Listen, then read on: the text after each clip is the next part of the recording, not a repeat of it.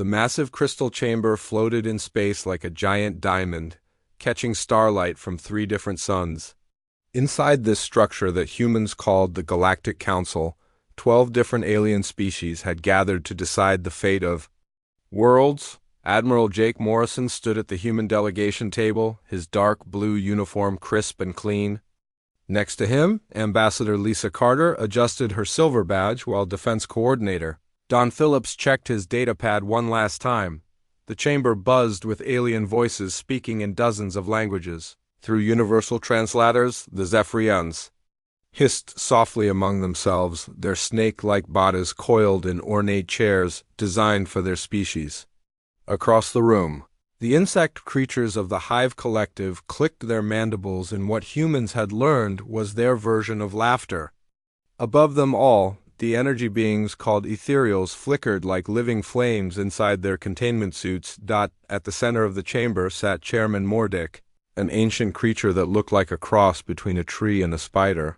His many eyes focused on the human delegation as he spoke in his deep, rumbling voice.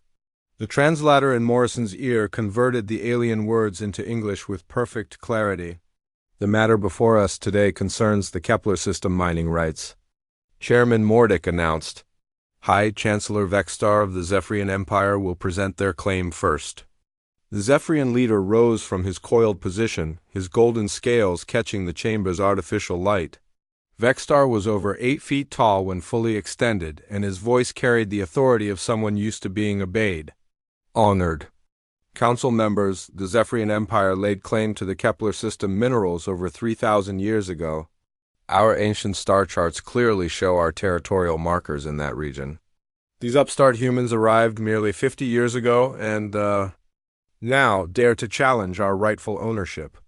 Morrison felt his jaw tighten but kept his expression neutral. The humans had been the ones to actually find and develop the rare element deposits in the Kepler system.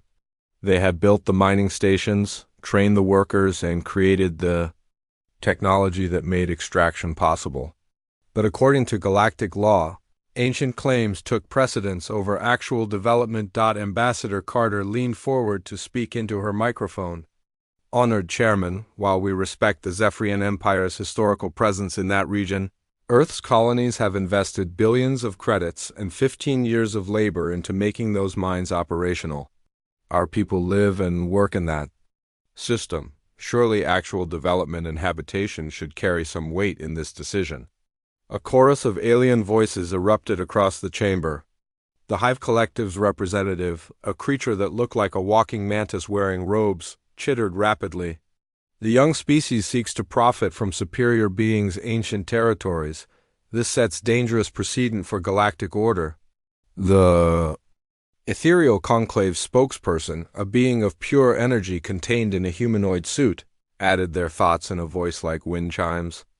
Lesser civilizations must learn their place in the cosmic hierarchy.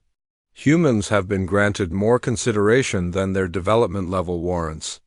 Morrison stood slowly, his 6-foot frame imposing despite being shorter than most aliens. In the room, with respect to the Council, Earth has been a productive member of this organization for 50 years.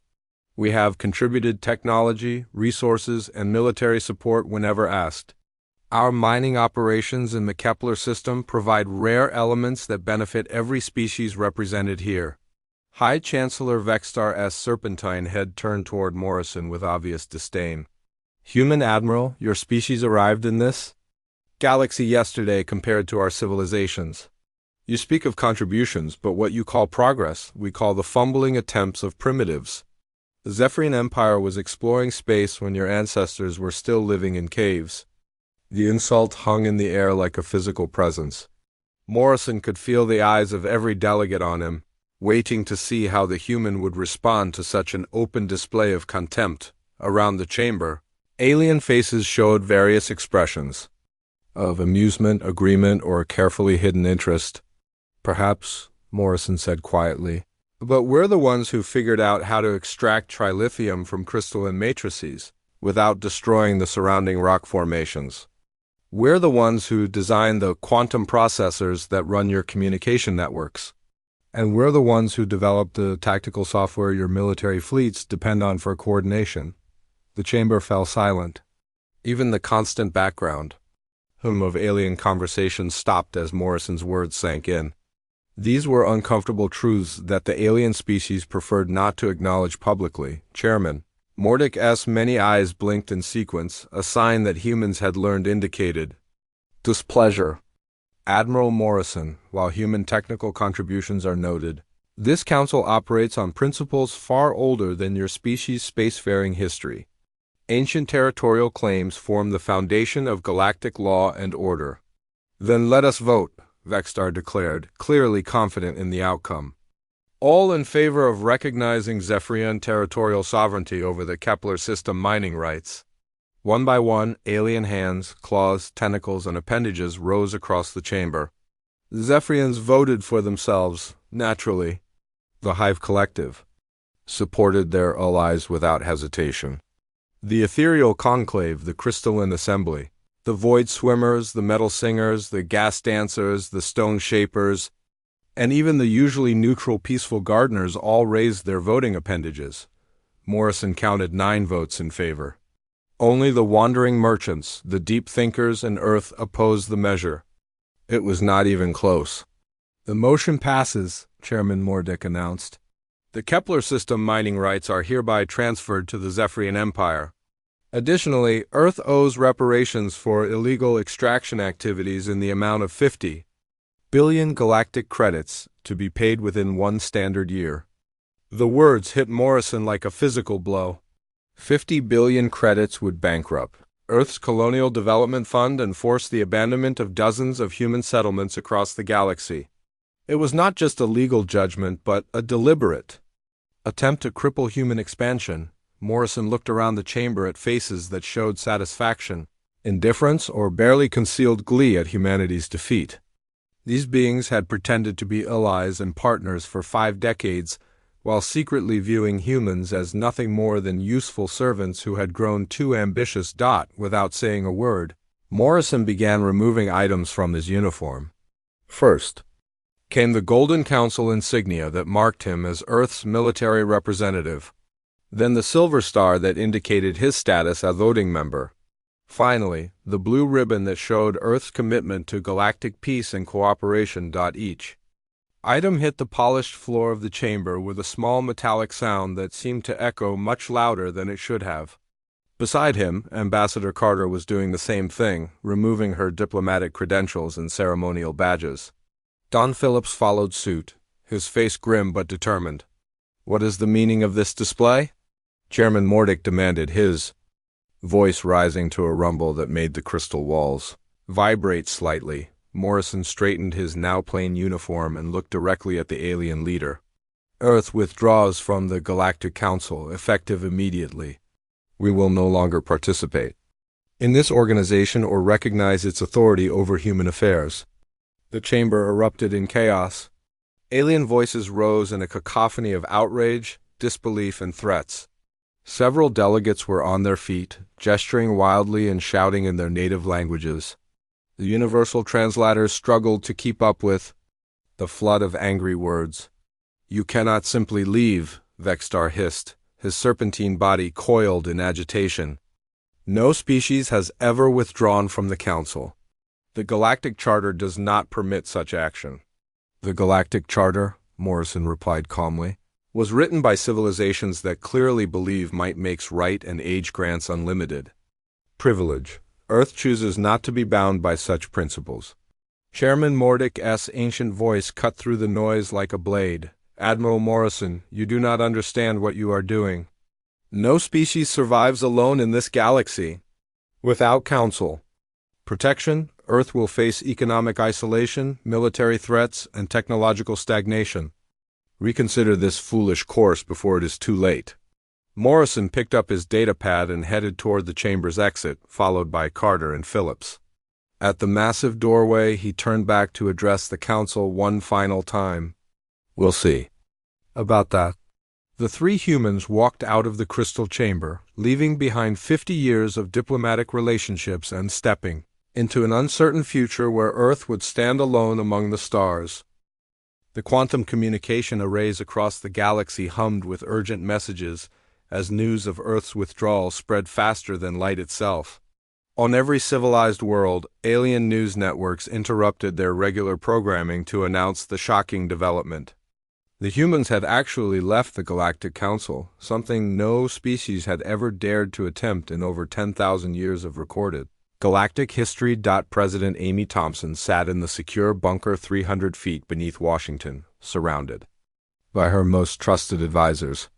The oval-shaped room had been designed to withstand direct nuclear strikes, but today it felt like protection against something far more dangerous than weapons.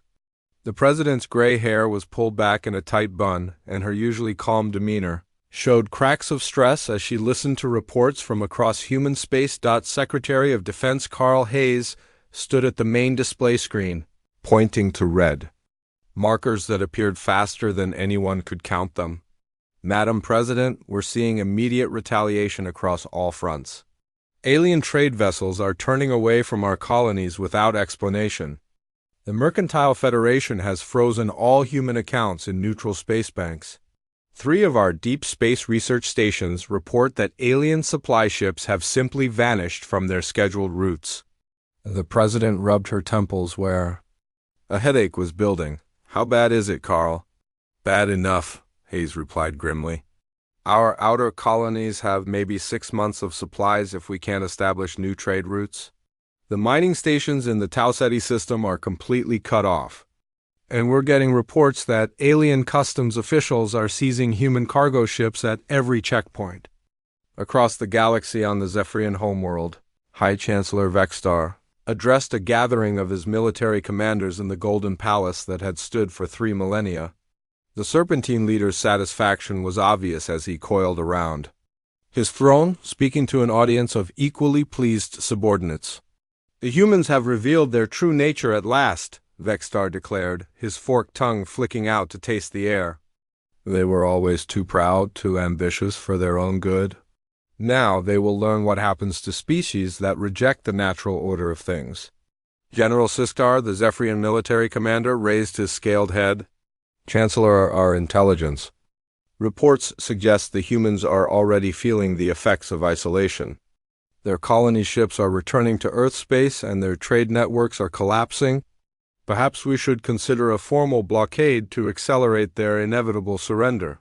The Chancellor's eyes gleamed with anticipation. Excellent suggestion. But first, let us allow them to suffer in isolation. When they come crawling back in a few months, begging for readmission to the Council, we will be in a position to dictate far more favorable terms. The celebration was premature. Within hours of implementing the trade blockade, problems began appearing across alien space like cracks in a dam. On New Geneva Station, the largest trading hub in neutral territory, Mercantile Federation officials discovered that their entire inventory management system had stopped working. The quantum processors that ran their databases were made exclusively on Earth, and without human technical support, the sophisticated machines began failing one by one. Trade Minister Clichter of the Mercantile Federation stood in his office, overlooking the massive station's docking bays, watching in growing horror as chaos spread through what had been the most efficient commercial operation in the galaxy. Ships waited for hours to receive docking permission because the automated systems could not process their requests. Cargo manifests disappeared into corrupted databases. Even the artificial gravity generators began showing warning signs as their human-designed control circuits started experiencing cascade failures. How did this happen so quickly? Clichter demanded of his chief engineer, a multi-armed creature called a fixer who specialized in maintaining complex systems. Minister, the fixer replied nervously, we never realized how much of our infrastructure depends on human technology. The quantum processors, the navigation computers, the communication relays, even the food synthesizers use human-designed components. Without their technical support and replacement parts, everything is breaking down. The situation was even worse for the ethereal conclave. These energy beings relied on a galaxy-spanning communication network that allowed them to share thoughts and experiences across vast distances. The network depended on relay stations that amplified and directed their energy patterns, and every single one of those stations used human-built quantum resonance chambers. Conclave. Speaker Lumara flickered frantically inside her containment suit as she tried to contact other members of her species. The usual clear connection had become fuzzy and unreliable, like trying to speak through thick fog. For beings who existed primarily as shared consciousness, this isolation was torture beyond anything physical species could understand. The most critical failure occurred in hive collective space. The insect species operated as a unified mind spread across billions of individual bodies, but their coordination required sophisticated computer networks to process and distribute the constant stream of mental commands from their queens. Every one of those networks ran on human-designed software that Earth had quietly updated and maintained for decades. Queen Mind Zektra felt the first symptoms as a slight delay in her commands reaching warrior drones on the outer colonies. Within hours, the delay had become a dangerous gap that left entire fleets operating without coordination. The massive hive ships, designed to move in perfect formation like schools of fish, began bumping into each other as their navigation systems failed to sync properly. Captain Ron Baker commanded the human defense station orbiting Proxima Centauri, humanity's closest colony to alien space. From his position in the station's command center, he watched alien patrol fleets through powerful telescopes and was surprised by what he observed. Instead of the aggressive posturing he had expected, the alien ships maintained careful distances from human territory. "Sir," reported Intelligence Officer Kate Murphy, a sharp-eyed woman who had spent years studying alien behavior patterns, "we're intercepting massive amounts of encrypted communication traffic between alien governments. The message volume is 3 times normal levels, and the encryption algorithms are changing every few hours." Baker leaned back in his command chair, stroking his beard thoughtfully. "That suggests panic, not confidence. What are they so worried about?" "Unknown, sir, but I'm seeing some interesting patterns. The Zephyrian military has recalled all their deep space patrols. The Hive Collective has stopped their routine border sweeps entirely. And the Ethereals haven't sent a single diplomatic message in the past 48 hours, which is unprecedented."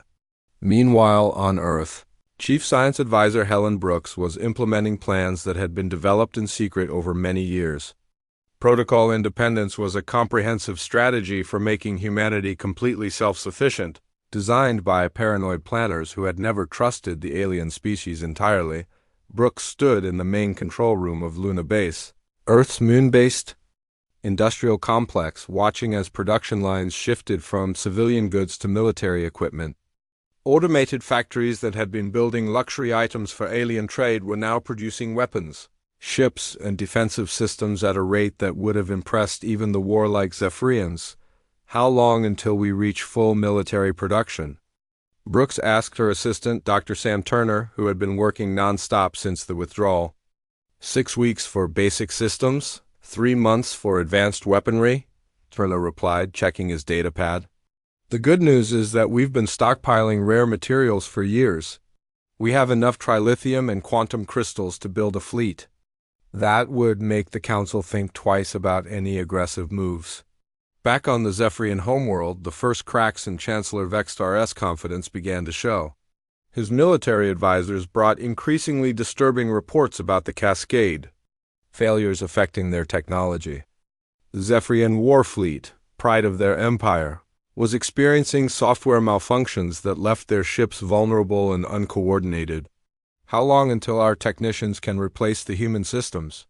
Vextar demanded, his serpentine body coiled tightly with stress.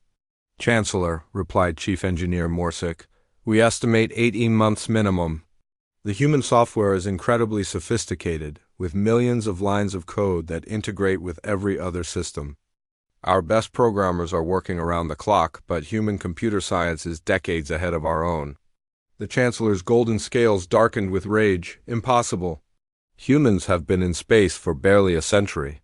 How can they be more advanced than civilizations that have existed for millennia?" The question hung in the air without an answer, because the truth was too humiliating for proud alien leaders to accept. While they had spent thousands of years maintaining traditional technologies and social structures, humanity had developed. With explosive speed, constantly innovating and improving everything they touched. As the first week of Earth's independence came to an end, the galaxy that had expected to watch humanity collapse in isolation instead found itself struggling with the realization that they had become dependent on the very species they had dismissed as primitive. The universe was beginning to panic. 3 months had passed since Earth walked away from the Galactic Council, and the universe was learning what true terror looked like. The Void Stalkers had emerged from the dark spaces between galaxies like a plague of living nightmares, their black ships appearing without warning across 12 different star systems. These creatures had haunted galactic civilization for thousands of years, appearing every few centuries to drain entire worlds of life energy before vanishing back into the cosmic void. General Steve Collins stood in the command center of Titan Base, humanity's most heavily fortified military installation in the outer solar system. The massive underground complex had been carved from the moon's ice and rock, protected by energy shields that could withstand direct hits from antimatter weapons. Around him, dozens of human officers monitored alien communication channels, listening to the growing panic that spread across civilized space like wildfire. "Sir, we're receiving another distress call from the Zephyrian Home Fleet," reported Communications Officer Linda Hayes, her voice tight with controlled emotion. "They're requesting immediate assistance from any available Council forces. Their casualties are approaching 60%. Collins examined the tactical display that showed the positions of alien fleets across the galaxy. Red markers indicated Void Stalker attack sites, while blue dots represented the scattered remains of what had once been the most powerful military forces in known space.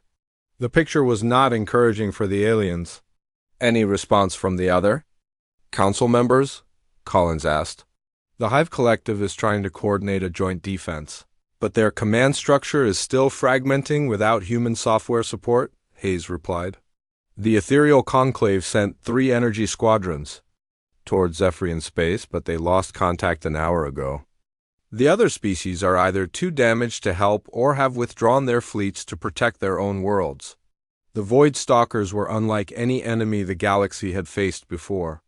They existed as pure energy beings that fed on life force itself, draining entire planets until nothing remained but lifeless rock. Their ships appeared to be made of crystallized darkness that absorbed energy weapons and reflected them back at attackers. Most terrifying of all, they seemed to learn from each encounter, adapting their tactics to counter whatever strategies the aliens threw at them on SciFiPrime, the garden world that served as home to over 50 billion civilians from dozens of species. Panic had turned into absolute chaos. The beautiful crystal cities that had stood for millennia were now dark and empty as massive evacuation ships struggled to carry refugees to safety. But there were not enough ships, and the Void Stalker fleet was only days away from reaching the planet. Chairman Mordick sat in his emergency bunker deep beneath the planetary capital, surrounded by his advisors and military commanders. The ancient being who had led the council for over 1,000 years now looked older than ever, his multiple eyes dim with exhaustion and fear. "How many evacuation ships do we have available?" Mordick asked his transportation minister, trying to keep his voice steady. 47 heavy transport vessels, sir," the minister replied, his tentacles trembling with stress. "Each can carry approximately 1 million beings if we pack them beyond safety limits. That means we can save perhaps 50 million civilians at most." The mathematics of despair hung in the air like a death sentence. 50 billion inhabitants. 50 million rescue spaces. The other 49.5 billion beings would be left behind to face an enemy that showed no mercy and took no prisoners. "What about military evacuation?" asked General Vortok, the planet's defense coordinator. "Can we at least save our soldiers and equipment?" "The Void Stalkers have learned to target evacuation routes first," Mordick replied grimly. 3 rescue fleets have already been destroyed trying to reach threatened worlds. "Our military vessels?" and needed to protect the few civilian ships that might escape. Dr. Sam Turner sat in his laboratory on Luna Base, studying the data streams that flowed in from across the galaxy. As Earth's leading expert on voidstalker biology and behavior, he had spent decades developing countermeasures against the energy-draining creatures. His research had led to the creation of quantum resonance weapons that could disrupt their feeding processes and force field generators that could protect against their life-draining attacks. "The aliens are making the same mistakes they always make," Turner told his research assistant, Dr. Amy Chun, as they watched tactical reports from the battle zones. "They're trying to fight the Void Stalkers with conventional weapons and traditional strategies. It's like trying to kill a ghost with a sword." Turner's team had developed a comprehensive anti-Void Stalker defense system that included energy dampening fields, resonance disruption weapons, and evacuation protocols that could save entire planetary populations. But all of that research remained locked in human databases, inaccessible to the alien civilizations that desperately needed it. "Sam," Chun said quietly, "we could save billions of lives if we shared this technology. Is our pride worth letting entire species die?" Turner stared at the data showing Void Stalker advances across alien territory. "It's not about pride, Amy. It's about whether they'll respect us afterward or just go back to treating us like useful servants once the crisis passes." The breaking point came when the Void Stalkers targeted Nexus Prime, the neutral world that housed the galactic archives. These massive crystalline data cores contained 50,000 years of accumulated knowledge, scientific discoveries, cultural achievements, and historical records from every member species. If the archives were destroyed, galactic civilization would lose its collective memory and heritage. The defense of Nexus Prime became a desperate last stand as ships from every remaining Council species converged on the planet. The Zephyrian Empire sent their surviving battle cruisers despite being nearly destroyed themselves. The Hive Collective dispatched what remained of their swarm fleets. Even the Peaceful Garden Tenders contributed their small but advanced vessels to the defense effort. Captain Julie Adams commanded the human monitoring station on the edge of the Sol system, watching the battle unfold through long-range sensors. The alien fleets fought with desperate courage, but their lack of coordination and effective anti-Void Stalker weapons made the outcome inevitable. "The Zephyrian flagship just lost main power," reported sensor operator Rick Torres. "Void Stalker energy drain weapons are tearing through their shields like paper. The Hive swarm formations are breaking apart because their ships can't coordinate defensive maneuvers." "How long until Nexus Prime falls?" Adams asked, though she already suspected the answer. "At current rates of alien ship losses, maybe 18 hours, Torres replied. "The Void Stalkers have adapted to every tactic the aliens have tried. They're learning faster than the defenders can adjust their strategies." On Earth, President Amy Thompson faced the most difficult decision of her career. Intelligence reports indicated that the Void Stalker offensive was different this time, more systematic and destructive than their previous raids. Instead of simply harvesting life energy and leaving, they appeared to be methodically destroying the infrastructure that held galactic civilization together. "Madam President," said Defense Secretary Hayes, "our military advisors believe that if the Galactic Council falls completely, the resulting chaos will eventually threaten human space. The Void Stalkers have never attacked us directly because they learned to avoid our territory after early encounters. But if they control the rest of the galaxy, isolation won't protect us forever." The President looked around the secure conference room at her closest advisors. Admiral Morrison, recently returned from Earth's withdrawal ceremony, sat grimly at the table. Chief Science Advisor Brooks had her tablet open to classified reports about human defensive capabilities. Dr. Turner appeared via secure video link from Luna Base, his face showing the weight of knowledge that could save worlds. "What are our options?" Thompson asked. Admiral Morrison spoke first. "We can maintain our isolation and hope the aliens somehow survive this crisis on their own. Given their current performance, that seems unlikely. Or," Dr. Turner added from the screen, "we can intervene." Our anti-void stalker technology could turn the tide of this war, but deployment would require sending human fleets into combat alongside the same alien forces that betrayed us 3 months ago. The president understood the implications. If humanity saved the galaxy, they would return to galactic society as heroes and equals. But if the intervention failed, Earth would be exposed to void stalker retaliation while simultaneously revealing the full extent of human military capabilities to potentially hostile alien civilizations. How long do we have to decide? Thompson asked. Nexus Prime falls within 24 hours according to our projections, Brooks replied. If the galactic archives are destroyed, the psychological impact on alien civilizations could cause complete governmental collapse. After that, we'd be facing not just void stalkers but also galactic civil war and refugee crises. The weight of 50 billion alien lives pressed down on the human leadership like a physical force.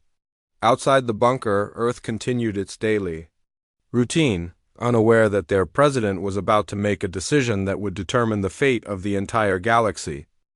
6 months after Earth's dramatic withdrawal from the Galactic Council, the universe teetered on the edge of complete collapse. The economic systems that had sustained interstellar civilization for millennia were crumbling like ancient buildings in an earthquake.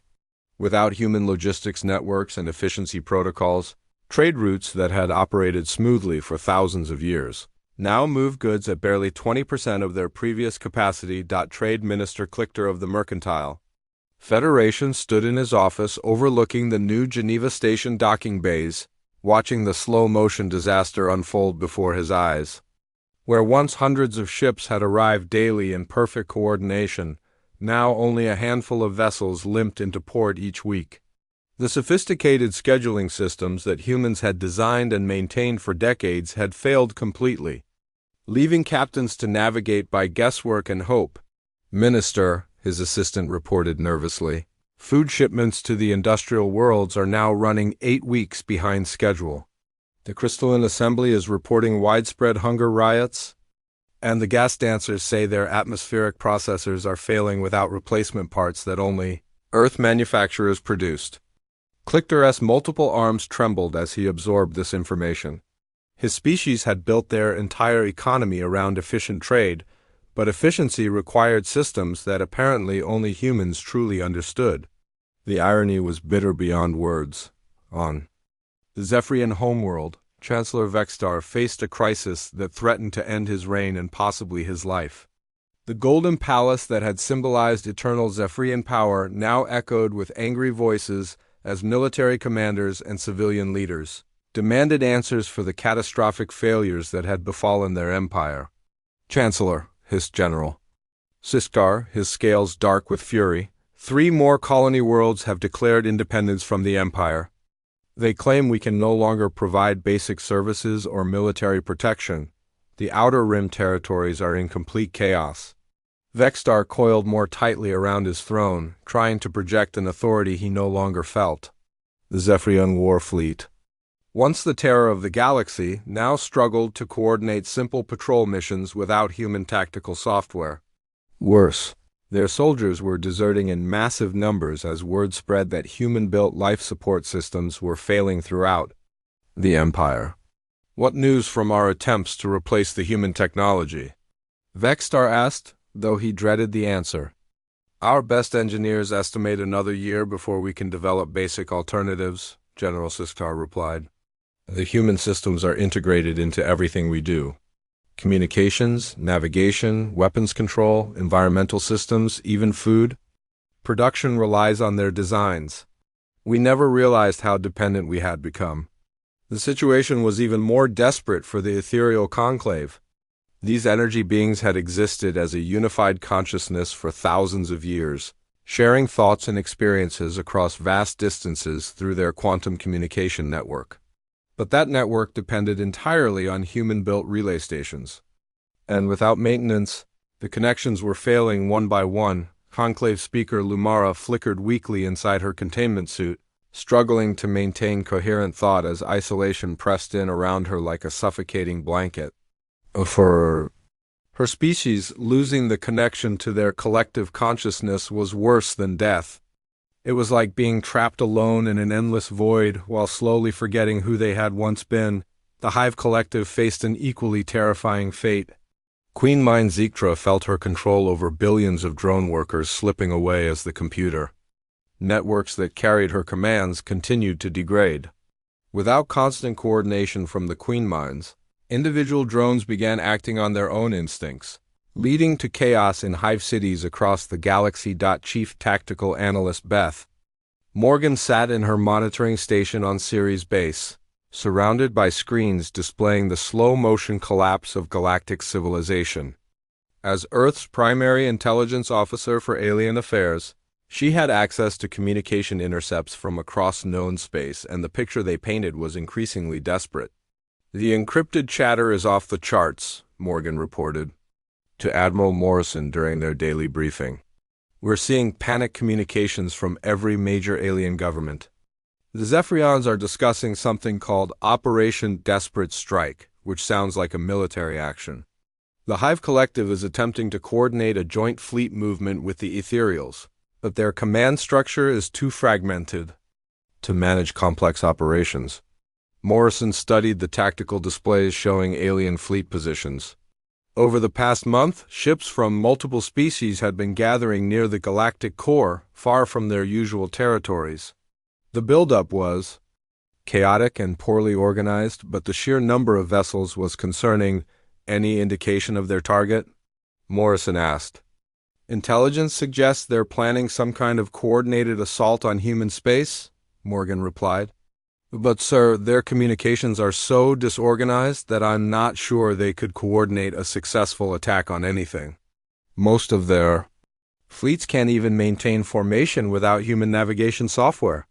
The crisis deepened when the Void Stalkers launched their largest offensive in recorded galactic history. Intelligence reports indicated that over 50 harvester fleets had emerged from dark space simultaneously, targeting every major council world at once. Unlike their previous raids, this assault showed clear signs of strategic planning and coordination that terrified alien military leaders. On SciFiPrime, the first harvester ships appeared in the outer system like black stains against the stars. The remaining planetary defense fleet, already weakened by months of technical failures, scrambled to organize a response that everyone knew would be inadequate. Chairman Mordick broadcast one final message to the galaxy.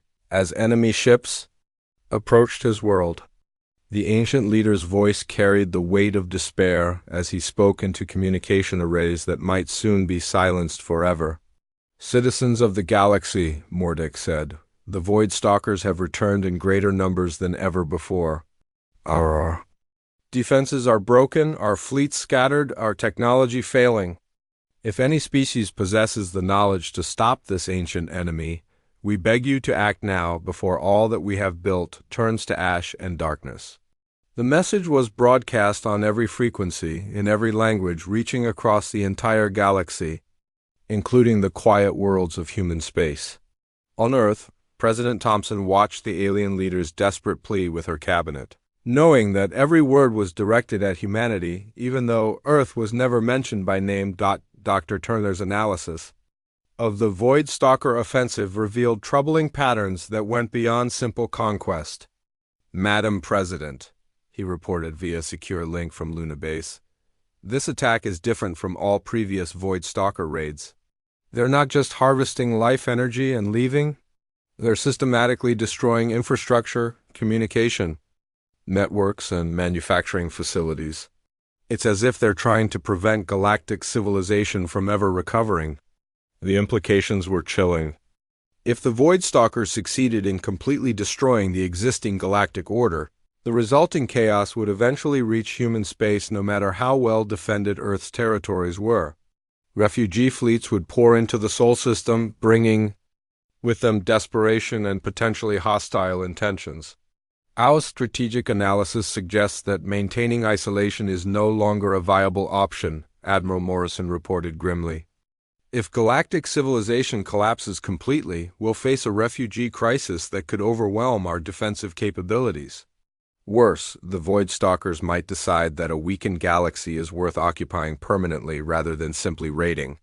"President," Thompson faced the most momentous decision in human history.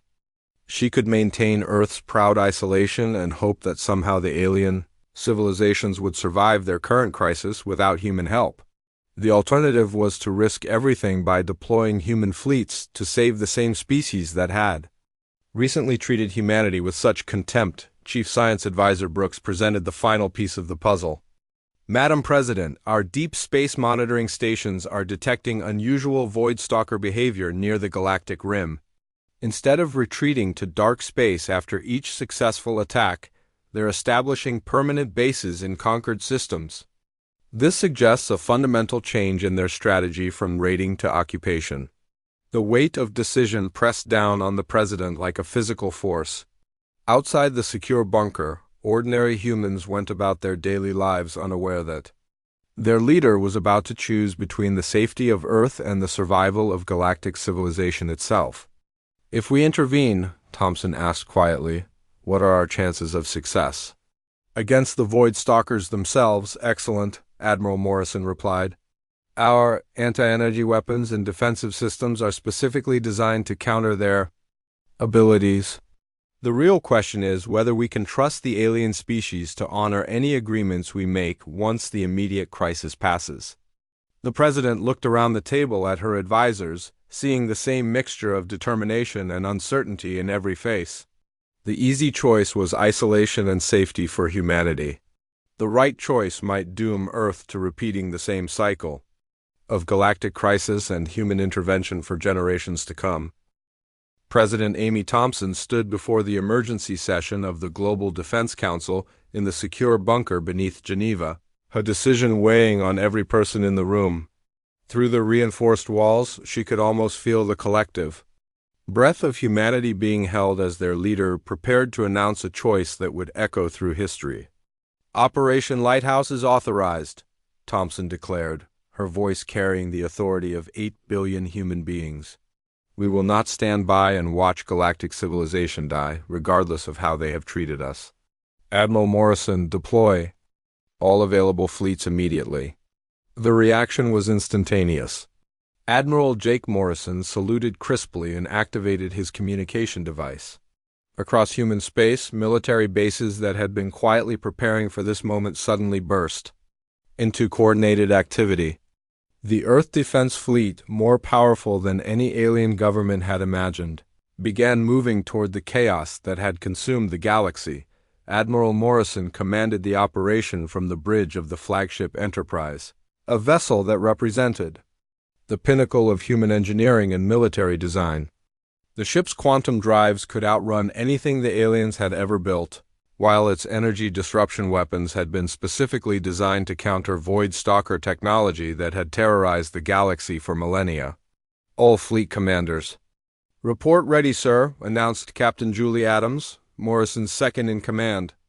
Around the Enterprise, dozens of human warships formed up in perfect formation, their crews trained to a level of efficiency that alien militaries had never achieved. Despite their thousands of years of experience, the first target was Sanctuary Prime, where 50 billion alien civilians waited helplessly as Void Stalker harvester fleets closed in on their world. The human task force dropped out of hyperspace at the edge of the system, and immediately the difference between human and alien military doctrine became obvious. Captain Rick Torres commanded the advanced scout ship Falcon, leading the initial assault against the Void Stalker fleet. His vessel moved with precision that seemed almost supernatural, weaving through enemy energy blasts while targeting the harvester ship's critical systems with surgical accuracy. Multiple Void Stalker command vessels identified, Torres reported over the communication network. Beginning disruption protocol now. The human ships deployed weapons that the galaxy had never seen before. Quantum resonance cannons fired concentrated bursts of energy that interfered with the Void Stalker's ability to absorb life force from their victims. Force field projectors created protective barriers around alien civilian areas, preventing the energy-draining attacks that had made the Void Stalkers nearly invincible. The effect was immediate and devastating to the enemy forces. Void Stalker ships that had seemed untouchable suddenly found themselves vulnerable to counterattack.